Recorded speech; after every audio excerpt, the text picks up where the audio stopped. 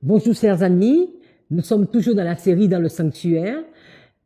Nous avons commencé la première partie sur les ouvriers du projet. Nous avons posé l'histoire de Moïse et de Salomon. Et je vous invite à regarder l'histoire de Zorobabel et d'Hérode. Donc, pour pouvoir suivre cette étude, il est impératif d'avoir vu l'étude précédente. Prions juste avant de commencer. Notre Père, que tu puisses vraiment nous conduire dans cette étude, que nous puissions avoir l'esprit alerte, afin vraiment de comprendre toutes ces histoires et ce que tu veux vraiment nous enseigner. Merci pour tes multiples bénédictions. C'est au nom de Jésus que nous avons prié. Amen. Alors, je vais juste résumer ce que nous avons vu dans l'étude précédente. Nous avons vu que pour construire ce sanctuaire, Dieu avait demandé à Moïse de donner le plan, notamment à deux hommes qu'il avait missionnés, à savoir Betsalil, de la tribu de Juda, et Oholiab, de la tribu de Dan. À ces hommes s'ajoutaient des femmes et d'autres hommes qui avaient le Saint-Esprit, les pensées et le cœur pour réaliser l'ouvrage. Les années sont passées et David veut construire un temple pour l'Éternel.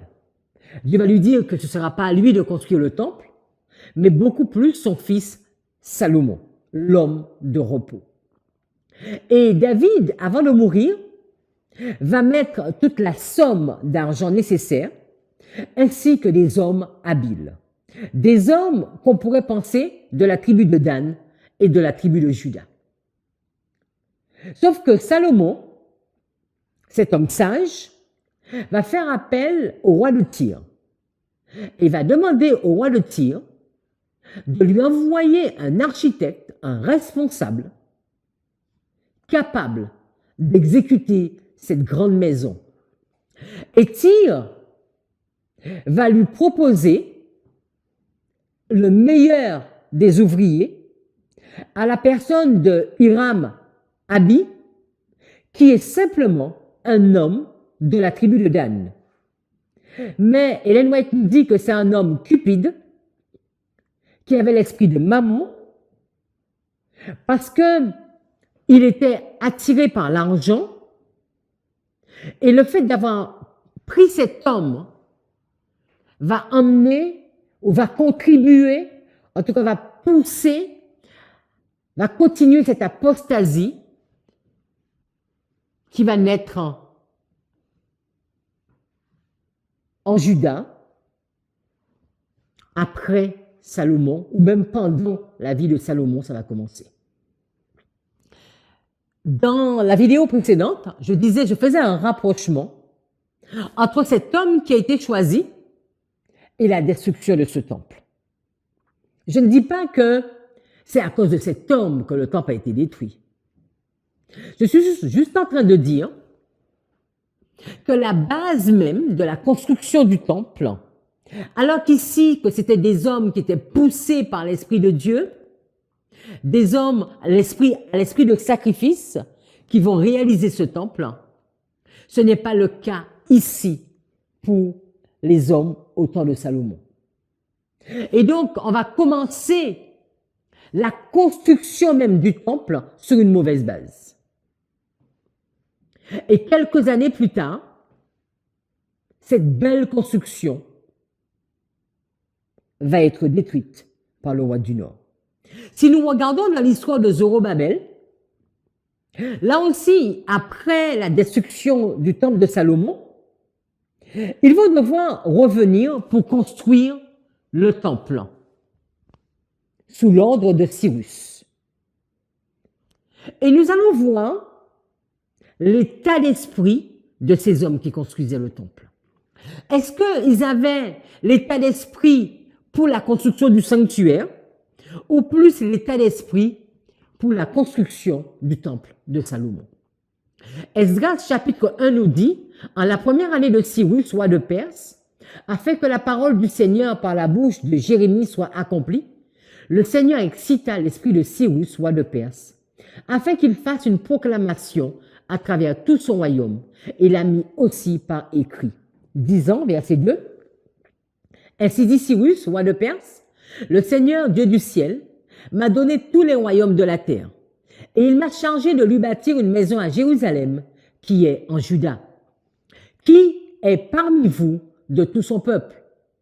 Que son Dieu soit avec lui, et qu'il monte à Jérusalem, qui est en Juda, et qu'il bâtisse la maison du Seigneur, Dieu d'Israël. Il est Dieu, lui qui est à Jérusalem, verset 4. Et quiconque demeure en quelque lieu que ce soit, que les hommes du lieu lui viennent en aide avec de l'argent, avec de l'or et avec des biens, avec du bétail, outre l'offrande volontaire pour la maison du Dieu qui est à Jérusalem. Alors les chefs des pères de Juda et de Benjamin, donc Juda et Benjamin, et les prêtres et les lévites, avec tous ceux dont Dieu avait réveillé l'esprit, se levèrent afin de monter pour bâtir une maison du Seigneur qui est à Jérusalem. Alors, je pense que vous vous souvenez de l'histoire. Quand Salomon va construire ce temple, le royaume d'Israël est uni. Après Salomon, sous Roboam, son royaume va être divisé, une partie avec Jéroboam et une partie avec Roboam. Et le temple de Salomon, va être avec Juda et Jérusalem, la partie de Roboam. Des années plus tard, le peuple d'Éphraïm, comme on les appelle, ceux du nord, ils vont sous Osée, le dernier roi, partir en captivité chez le roi du nord. Et Juda va continuer encore pendant les 7 derniers rois. Ils vont également partir en captivité sous Sédécias. Ils vont partir chez le roi du Nord, et donc ils vont revenir, donc Juda et Benjamin, pour construire ce temple. Esdras 2 nous dit, voici ceux de la province qui revinrent de l'exil, ceux que Nebuchadnezzar, roi de Babylone, avait emmenés captifs à Babylone, et qui retournèrent à Jérusalem et en Juda, chacun dans sa ville. Ils partirent avec Zorobabel, à savoir Josué, Néhémie, Séraja, Réélaja, Mardoché, Bilchan, Mispa, Bigvaï, Réoum, Baana et d'autres, mais ce sont les principaux. Si nous allons dans Esdras, chapitre 3, verset 1, il nous est dit, le 7e mois arriva et les enfants d'Israël étaient dans leur ville. Alors le peuple s'assembla comme un seul homme à Jérusalem.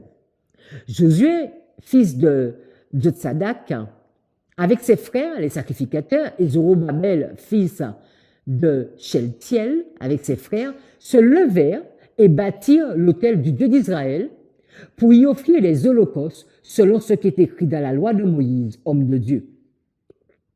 Il nous est dit, ils rétablirent l'autel sur ses fondements, quoiqu'ils eussent à craindre les peuples du pays. Et ils offrirent des holocaustes à Dieu, les holocaustes du matin et du soir. Ils célébrèrent la fête des tabernacles, comme il est écrit, et ils offrirent jour par jour des holocaustes selon le nombre ordonné pour chaque jour. Après cela, ils offrirent l'holocauste perpétuel, les holocaustes des nouvelles lunes et de toutes les solennités consacrées à l'Éternel, et ceux de quiconque faisait des offrandes volontaires à l'Éternel. Dès le premier jour du 7e mois, ils commençaient à offrir des holocaustes. Cependant, les fondements du temple de l'Éternel n'étaient pas encore posés. Donc, nous sommes dans une situation où ils sont retournés d'exil, mais le temple n'est pas encore construit.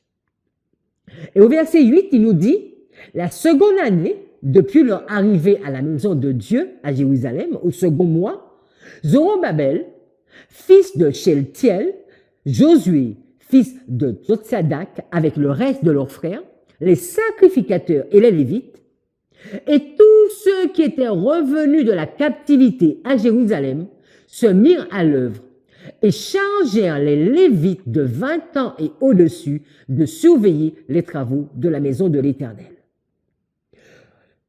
Ils sont de la tribu de Juda, nous n'avons pas d'hommes de la tribu de Dan. Est-ce qu'ils sont tous compétents? Nous ne savons pas. Mais ils vont se lever pour construire la maison de l'Éternel. Et Josué avec ses fils et ses frères, Cadmiel avec ses fils, fils de Juda, les fils de Enadad avec leurs fils et leurs frères, les Lévites se préparèrent tous ensemble à surveiller ceux qui travaillaient à la maison de Dieu.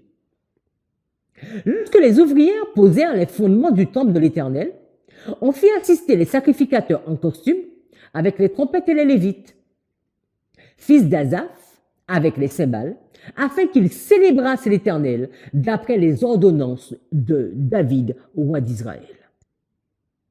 Alors, nous ne voyons pas des étrangers, nous voyons des hommes consacrés qui veulent construire ce temple. Ellen White nous dit, pendant la période de la Restauration, ces Samaritains étaient connus comme ennemis de Juda et de Benjamin. Lorsqu'ils apprirent que les fils de la captivité bâtissaient un temple à l'Éternel, le Dieu d'Israël, ils vinrent auprès de Zorobabel. Peut-être qu'ils avaient beaucoup de capacités, les amis, et des chefs de famille pour exprimer leur désir de s'unir à eux dans leur travail. Mais qu'est-ce que les enfants de Juda ont répondu? Nous bâtirons. Alors, eux, ils ont dit, nous bâtirons avec vous, dirent-ils, car comme vous, nous invoquons votre Dieu et nous lui offrons des sacrifices depuis le temps d'Esar-Hadon, roi d'Assyrie, qui nous a fait monter ici. Mais on ne peut leur accorder ce privilège. Parce que qu'est-ce qu'ils vont dire? Les hommes de Juda, qu'est-ce qu'ils vont dire? Ce n'est pas à vous et à nous de bâtir la maison de notre Dieu. Nous la bâtirons nous seuls à l'Éternel. Il dit pas de mélange. Ce n'est pas à vous plus nous. C'est juste nous.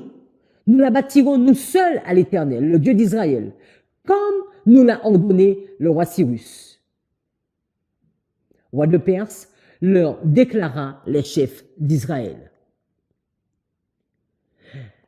Il nous est dit qu'un reste seulement avait décidé de retourner à Jérusalem, donc ils ne sont pas nombreux. Et maintenant que ces hommes entreprenaient un travail au-dessus de leurs forces, voici que leurs plus proches voisins leur offraient de les aider dans leurs tâches. Qui n'aurait pas répondu? On aurait tous dit oui, mais merci. Les Samaritains prétendaient adorer le vrai Dieu. Et ils exprimaient le désir de partager le privilège et les bénédictions qui découlaient du service du temple. Et qu'est-ce qu'ils vont dire? Nous bâtirons avec vous. Ensemble, faisons-le.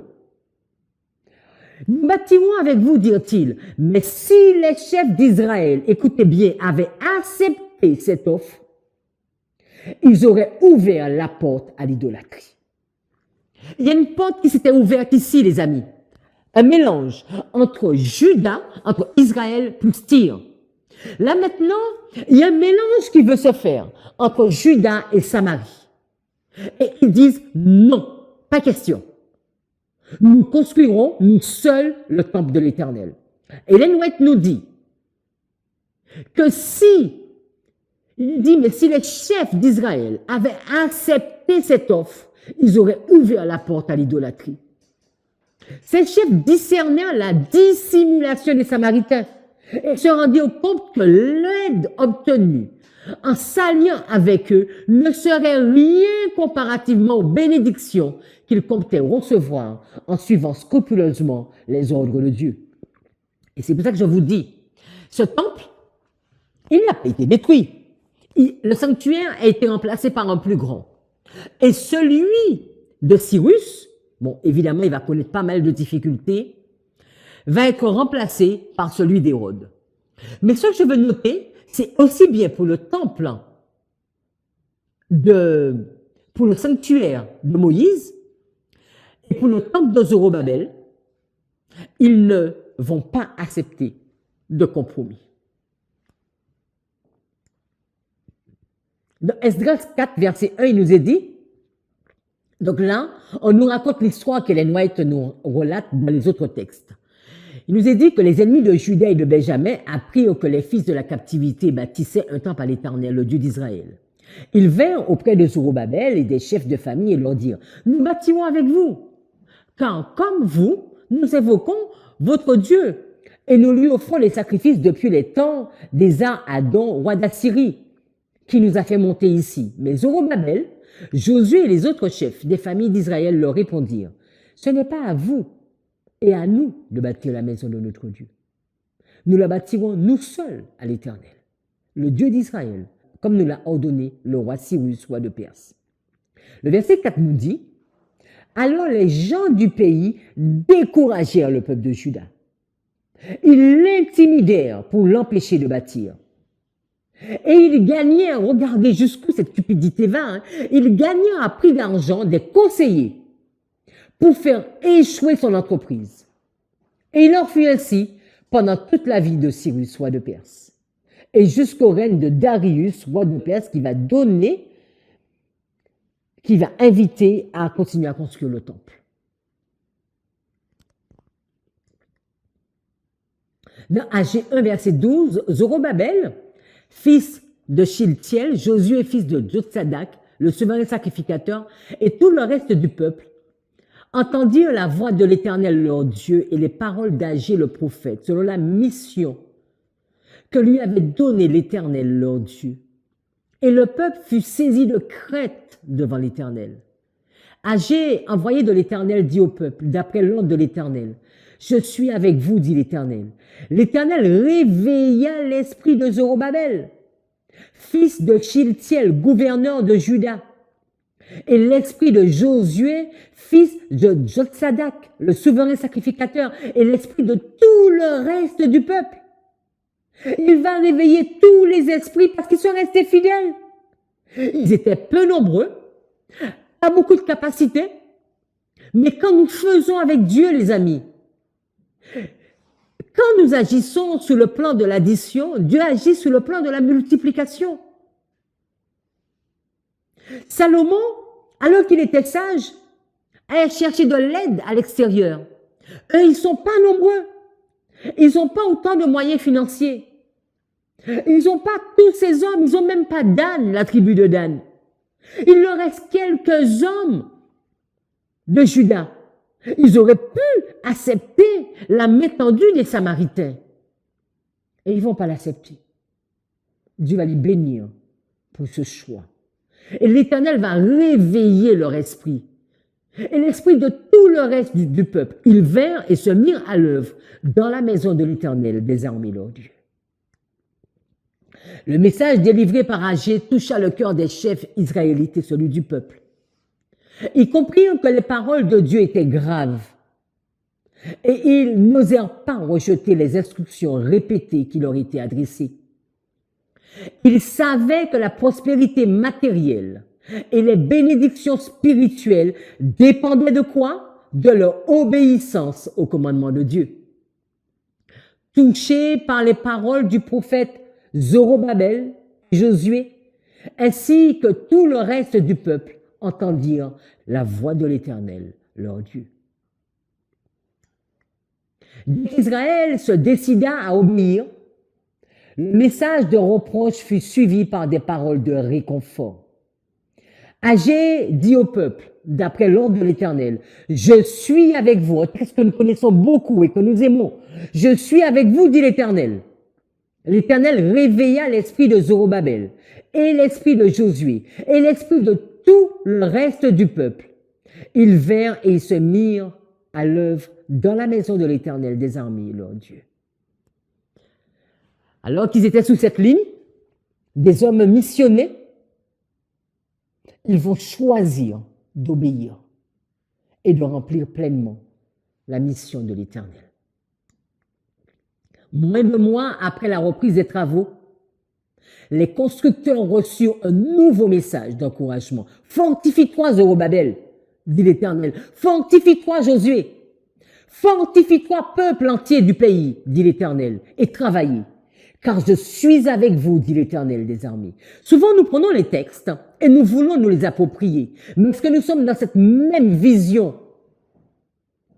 Face à leur choix et ce désir de ne pas faire de compromis, les travaux vont être retardés sous Cyrus. Mais Dieu va veiller à la réalisation de sa maison.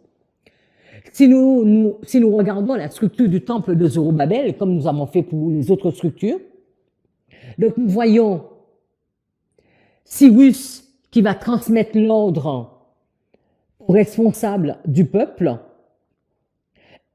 notamment Zorobabel, Josué, mais bien d'autres, Esdras, Néhémie, qui vont peut-être arriver après. Ces hommes remplis de l'Esprit Saint vont décider de travailler à la construction du temple. Ils vont refuser de travailler avec les Samaritains et vont être pleinement bénis. Et Dieu va valider cette construction. Regardons une dernière histoire, le temple d'Hérode. Le temple d'Hérode, nous pourrons mettre en parallèle avec le temple de Salomon. Il nous est dit que poussé par son amour du faste et désireux d'autre part de se concilier la faveur de ses administrés, le roi Hérode, entre les années -37, -7 avant Jésus-Christ, entreprit la 18e année de son règne, la complète restauration du temple de Jérusalem. Le travail dure environ 10 ans, 1 an et demi pour le temple proprement dit, et 8 ans pour les dépendances. Mais tout ne fut pas absolument terminé, nous le savons, car l'œuvre fut continuée évidemment sur des points de détail jusqu'en l'an 64 après Jésus-Christ, 6 ans avant la prise de Jérusalem par Titus. En l'an 28, on y travaillait depuis 46 ans. Il nous est dit, il était difficile de toucher à l'édifice sans encourir le reproche de profanation. Mais Hérode sut tenir compte des sentiments du peuple, en évitant tout ce qui aurait pu le froisser trop ouvertement. C'est ainsi qu'il confia la construction du temple, proprement dit, uniquement à des prêtres qu'il avait fait instruire dans l'art de bâtir.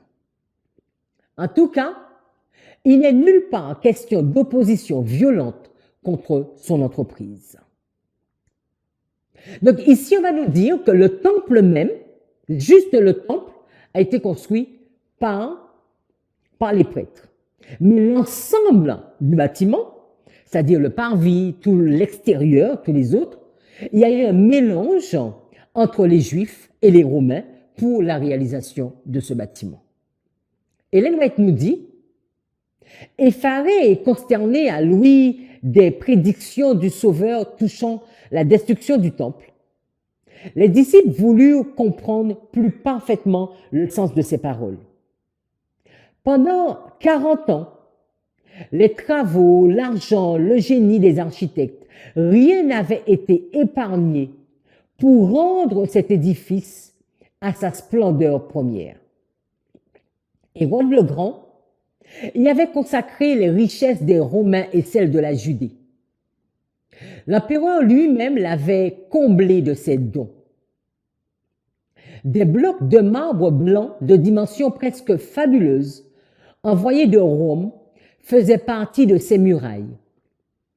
C'est sur ces puissantes structures que les disciples, réunis autour du maître, appelèrent son attention en ces termes. « Maître, regarde quelle pierre et quelle construction !» Jésus répondit par cette parole saisissante. « Je vous le dis en vérité, il ne restera pas ici pierre sur pierre qui nous soit renversée. » Il semble presque incroyable que Hérode ait construit le temple et pourtant nous pouvons comprendre ses motivations. La tradition juive voulait qu'un rabbin lui ait conseillé d'agir de cette manière pour se concilier le peuple, ou bien pour expier ainsi le massacre de tant de rabbins. Il est probable que le désir de gagner en popularité et la superstition y aient contribué, tout comme le désir de satisfaire son amour pour la splendeur et la construction.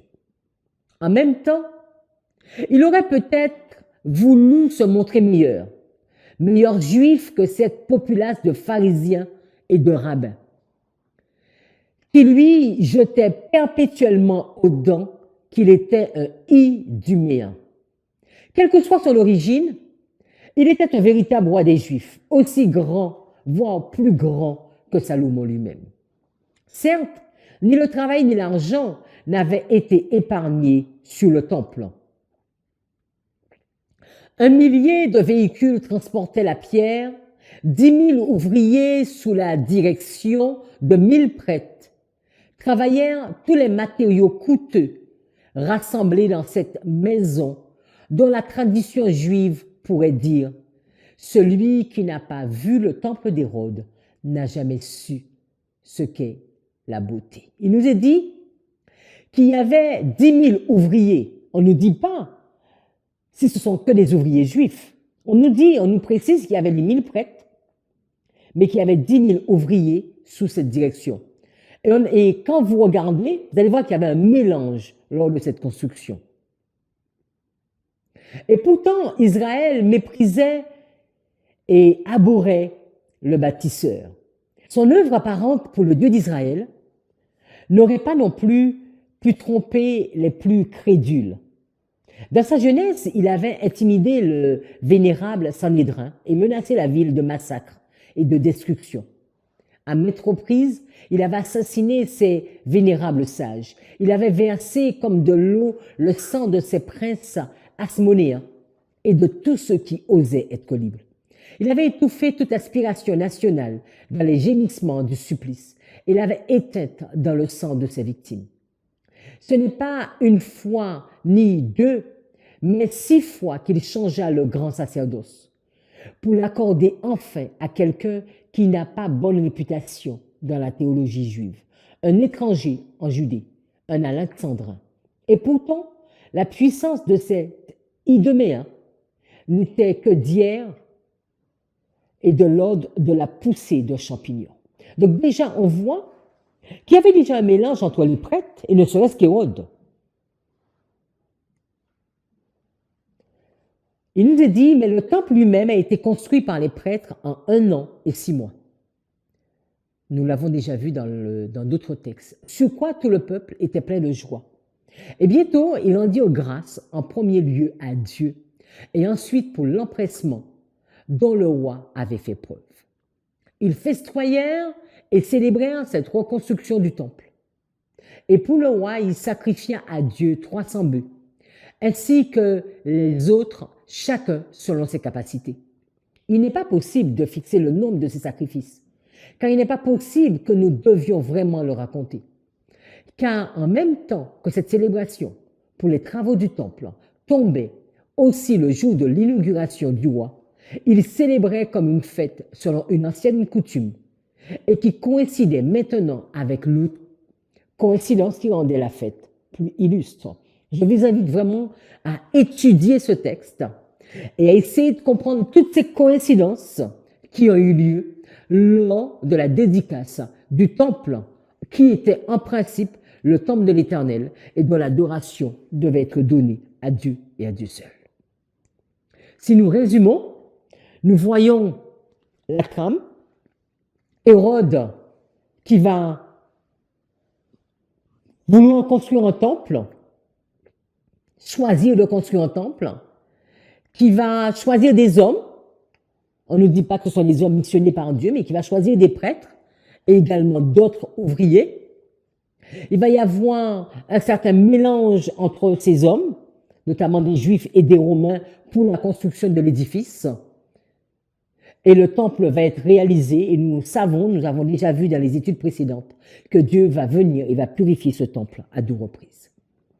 Alors pour cette étude et l'étude précédente, nous vous proposons cette map, donc les ouvriers du projet, donc les ouvriers pour le sanctuaire. Il y avait notamment Oholiab de la tribu de Dan et Betsalil ou Bézalil, ça dépend de la traduction, pour la tribu de Juda, ainsi que des femmes et des personnes qui vont œuvrer pour ce travail. Donc le maître d'ouvrage c'est Dieu et le maître d'œuvre c'est Moïse. Et Moïse va vérifier la structure. Quand nous allons sur le temple qui a fait suite, le temple de Salomon.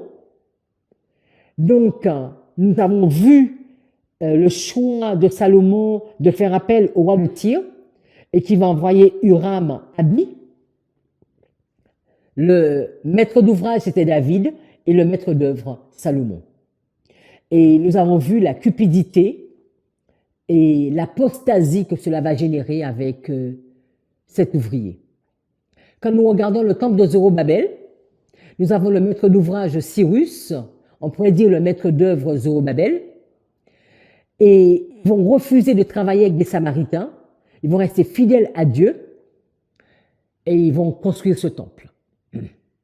Quand nous allons dans le temple d'Hérode, on peut voir le maître d'ouvrage Hérode, le maître d'œuvre des Romains, et les Romains les sacrificateurs qui vont réaliser cette œuvre. On voit d'un côté, ils vont rester fidèles et vont être le seul à construire le temple de l'Éternel, des hommes et des femmes consacrés par Dieu. Et ici, nous voyons un mélange au niveau de la construction du temple. Nous allons nous arrêter ici pour cette étude. Donc je résume et je reprends que cette étude, pour mieux comprendre la deuxième partie, il faut vraiment regarder la première si ça n'a pas été le cas. Et nous allons terminer par la prière. Notre Père, béni sois-tu pour cette étude que tu nous as donnée sur les ouvriers du temple. Ces hommes, ces femmes, ces jeunes, ces personnes que tu as choisies pour travailler dans ton temple. De tout temps, Seigneur, tu as voulu travailler avec des hommes, tu as missionné. Au ciel, tu avais missionné les anges. Dans le jardin d'Éden, tu as missionné Adam et Ève. Tu as missionné Moïse. Et de tout temps, tu as voulu travailler avec des hommes et des femmes qui t'aiment. Des personnes qui ont tes caractéristiques et qui se laissent instruire par toi. Pardonne-nous pour toutes les fois où nous n'agissons pas comme il le faut dans tous ces domaines et que nous puissions apprendre de cette histoire quel type d'ouvriers nous sommes alors que nous entrons dans le sanctuaire. Combien de compromis nous faisons sur nos lieux de travail. Comment nous fonctionnons avec toi. Comment nous fonctionnons dans la construction de ton temple et dans la construction de notre corps qui est le temple de cet esprit. Que tu puisses nous instruire, continuer à nous parler à chaque internaute, chaque personne qui va étudier cette série. Et que ton nom soit glorifié. C'est au nom de Jésus que nous t'avons prié. Amen.